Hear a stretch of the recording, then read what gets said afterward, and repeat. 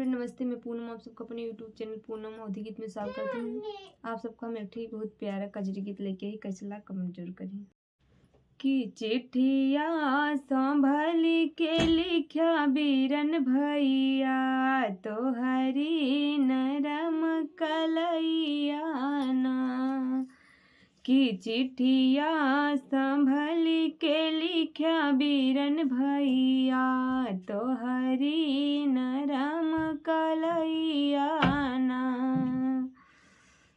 सुअन की थाली में जेवन परुअस्यों, सुअन की थाली में जेवन परुअस्यों, जेवना संभल के जया मोर भैया तोहरी नरम कलैया ना। कि जेवना संभल के जया मोर भैया तोहरी नरम कलैया ना। कि चिट्ठिया संभल के लिखा बीरन भैया तोहरी नरम कलैया ना। झंझर गेड़ुआ गंगा जल पानी, झंझर गेड़ुआ गंगा जल पानी, कि गेड़ुआ संभल के घूटा बीरन भैया तोहरी नरम कलैया ना।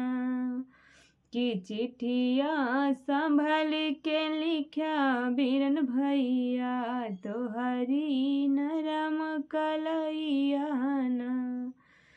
लेऊंगा इलायची कई बीरावा लगायो, लेऊंगा इलायची कई बीरावा लगायो, कि बीरावा संभल के कूचा बीरन भैया तोहरी नरम कलैया ना।